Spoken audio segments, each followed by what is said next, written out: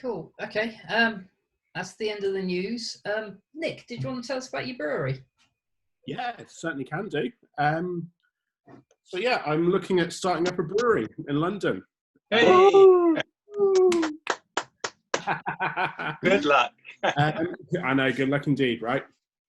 But I want to, essentially it's been modelled on the kind of process that Brew were doing as well. So the brewery as a service idea, which came out of Canada in the 1980s and has been since done around the world in a few places, Canada, the US, Japan, and then came to the UK for a brief run.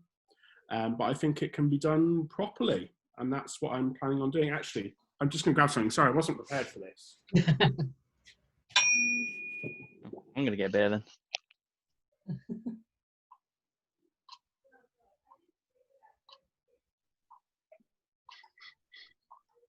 So this hasn't quite come out of nowhere. This is my, I'm not sure you can quite read it. This is my MBA thesis, which was written on the concept of a brewery as a service brewery. So the entire idea was, what about if you take the co-working experience, so what you do with the likes of WeWork, but instead of filling a space with printers and desks, you fill it with brewery equipment because, well, we all know, and we've certainly seen we can see in the background of Lee's picture, the kit is expensive and it takes up quite a lot of space. If you live out in the country, the space isn't such a problem. If you live where I do in Greenwich, it is a big issue. And if you're kind of the market, as we know, is mostly people in their 30s and upwards. And that's partly because people in their 20s, when you're renting and moving every year, you just can't own brewing equipment. You know, you certainly can't own the good stainless steel stuff. You might own a picnic mash tun that you've ripped out a kettle element into to turn into a boiler or something like that. But you certainly don't own good stuff. So the hobby is kind of really out of reach of a lot of people. And I want to fix that, essentially. So looking at a site in Bermondsey on Almond Road, I've got some potential investors lined up for the kind of the initial seed investment. Then I'm going to be putting it out to a equity crowd raise in October, kicking off with a one-day press event, which will be attended by the likes of Men's Health, GQ, The Times, The Guardian, Time Out London, that kind of crowd, to raise interest in it as a hobby, as an activity. Kind of the bent on it is going to be sort of post-lockdown. What are we going to do? Because a lot of us here brew in our spare rooms, and our spare rooms after lockdown might just become our home offices, or if you've had a young child, the spare room becomes a nursery in a little bit of time, and actually you've not got the space to brew anymore. So it's about providing space, it's about providing the equipment, and it's about providing the guidance and the expertise from other people doing the same thing. So yeah, so hoping to kick off with a press event in October, crowdfund in October, and then launch it at the beginning of next year. Fingers crossed. So that's the idea. It'll be somewhere for kind of for home brewers to go and use the kit, but also a bit of a cuckoo site and a bit of a contract brewing site as well for up and coming breweries who don't want to buy their own equipment, don't want to find their own site, but they do want to start making things on a commercial scale. So that's essentially it. Are you going to do the subscription model that Brew did, or the pay by brew thing that Brew Club do? No, I'm not so excited by the pay by model that Brew Club do. I think it's very transactional, and you don't get your kind of from a business point of view, you don't get your recurring revenue. But part of the USP of it is it's meant to be a collective of people that will help each other out. And, you know, if you're having trouble with your mash, someone can offer you advice, or while your boil's taking an hour, you can help someone out with something as well from a different group. And I don't think you get that with the transactional ones, where people are just there for a single event to brew something for an event. You know, whether it's a wedding, whether it's a stag do, whether it's a birthday party, they're not there like we are, kind of keen home brewers who are just constantly wanting to brew the next thing. They're there because Brew Club's expensive if you look at doing an actual session there. And so it's really got to be brewing because you've got a birthday coming up and you want to have some beer brewed for it, not because it's your hobby or something that you want to go back to month after month after month. So and subscription revenue just makes sense because it's much more predictable for the business, which means that you can buy and invest in the right kit. Then the kit breaks down as much as it's used, and that's when you get to replace it, rather than it being kind of a sporadic income thing that you can't really predict from month to month. A tap room or Tap room as well, absolutely. So the first stage is going to be a tap room, which will be beers brewed on site by the brewery, by Mash Powder Brewery, beers brewed on site by the members, and then beers kind of bought in from other breweries. Then in the next 10 months, I want to start expanding into 4 different brew pubs around London, 1 north, 1 south, 1 east, 1 west. And the idea is that these are less kind of like a railway arch brewery, and there's more a focus on the drinking. And the beers are brewed on site by the members there. And there'll be a couple of different models, and one of which can be, when you brew a bunch of beers, sure, take half your bottles home, but if you want, you can leave half the bottles behind the bar, and we'll either sell them on your behalf, or you can come in with your friends and just have them for free. But you're having them in a proper pub environment. You know, you're not drinking your beers at home, your home brew with your friends. You're actually having it properly served, and that just gives kind of an extra something to the drinking experience. And then the 4 pubs will compete internally in competitions and then against each other, and the winners will have beers brewed kind of on a 1,000-litre basis for them as the kind of the grand prize in the competition, and sold in all the pubs around London and later around the UK. Ooh. So yeah, big expansion plans. It was interesting because Brew were good when they sold everyone else's beers, and as soon as they sold their own, that's when it went downhill in my book. It went down. I mean, I was an investor from the very, very start there. I was one of the very first members. And the problem that I saw with it was just the hygiene got out of hand.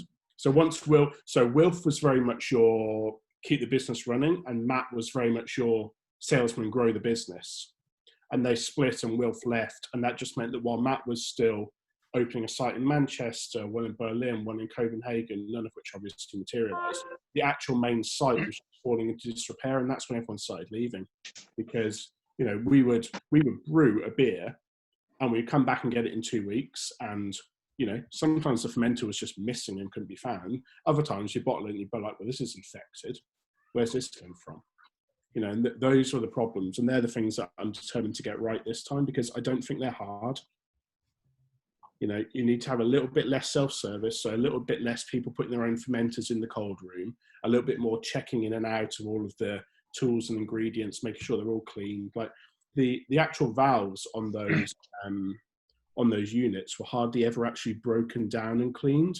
They were dropped in a bucket of cleanser overnight, but they weren't actually opened up and had all the workings done. And I know because I was there, you know, until the end, until it closed some evenings. Yeah, good luck. Cool. Yeah, that's a new Good plan. luck. And hopefully it can be an actual semi-permanent or a permanent meeting place for the lab as well, with, you know, all of the stuff there, because the place has to be fitted out from scratch. So why not fit it out with actual plans in mind rather than retrofit it later? Fantastic. I realise the shadow on my face makes me look a little bit like a Batman villain. It's not Nick, I think what it's type interesting. Sorry, James. Yeah, I think it was interesting what you're saying about the COVID lockdown, and probably the fact that more people will be working from home is going to probably change things a bit. And maybe it's, whereas before people would be sort of traveling around for work, or at least traveling to their place of work and then back home. If they're not doing that, then maybe going somewhere else to brew becomes more of a something you're sort of more willing to do.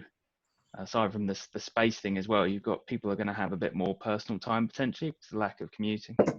Well, and it's 2 things. It's one, you have the additional personal time, but you've also got the lack of kind of social interaction as well. You know, if you're working 2 or 3 days from home and then maybe 2 days in the office, then yes, you've got more time to go and do a hobby, but also you're spending 2 or 3 days on your own potentially in your flat or your house, and actually a bit of social interaction is really good after that. I think we've all seen that over lockdown. So it's got a two-pronged thing. It's one, people have less space, but two, I think they're going to be craving a little bit of social interaction, to be honest. I know I have been. What sort of volumes do you say we're talking about? I know you mentioned 1,000 litres, but what you go down to smaller volumes, do you? Yeah, no. So the 1,000 litres is very much the kind of the very top of it, because it's also going to accompany some cookie brewers and contract brews. So that'd be like 1,000 litres. But for the normal brewer, it will be either boiling in a 50 or 100 litre unit. And fermenters? 30 or 50 litre. Because that was part of the issue with the U-Brew setup, is the temperature control. It was one temperature for all beers. And as we all know, you need lots of different temperatures for different styles, and even different temperatures within the same brew.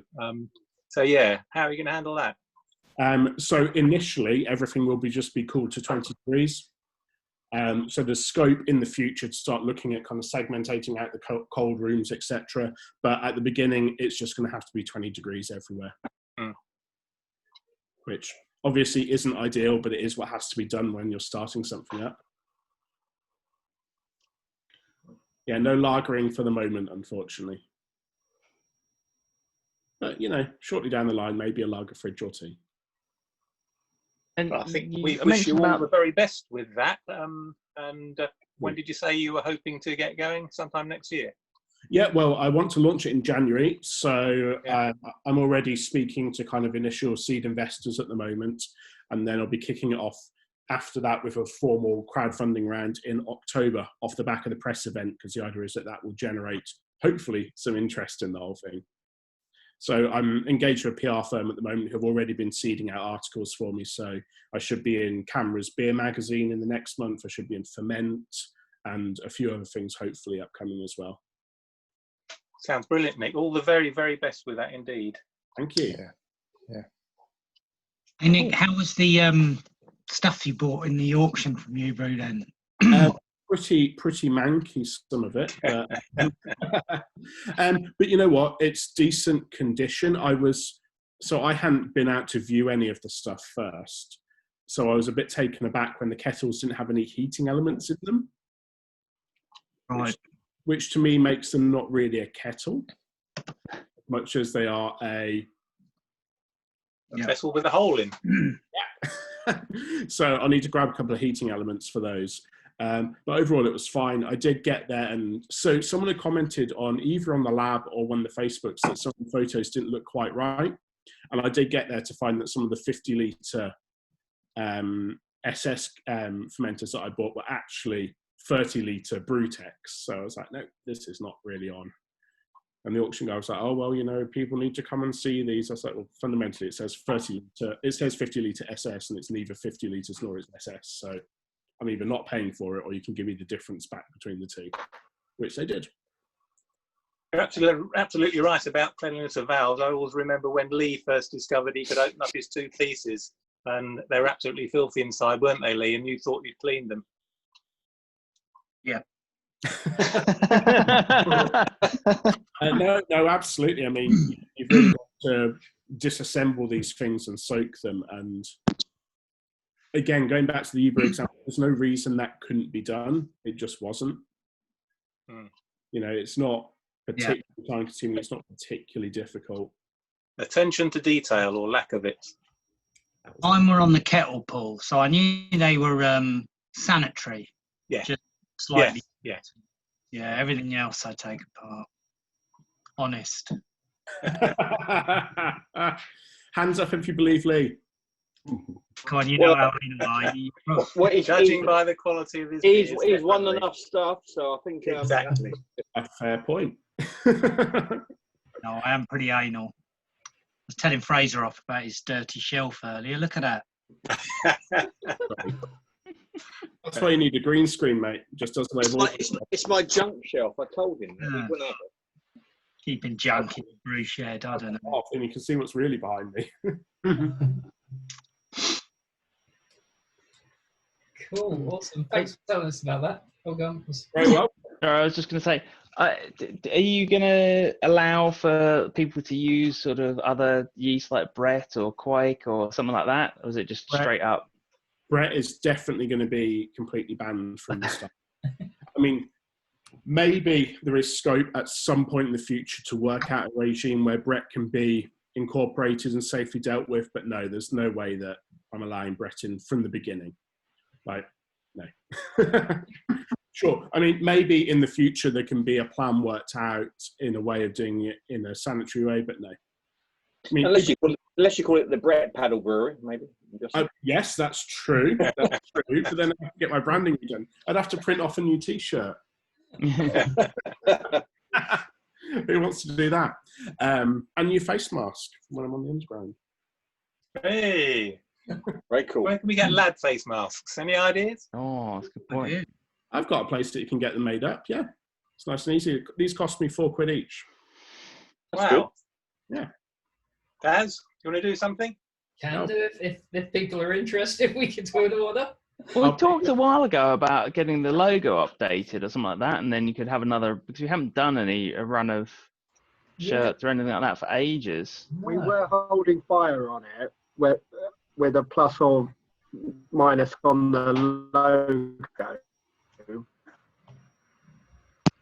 But when I asked people before, I've got no eye for this sort of thing. You're all breaking up there, Rob. We barely heard that. Yeah, Oh, sorry. he's in the dungeon.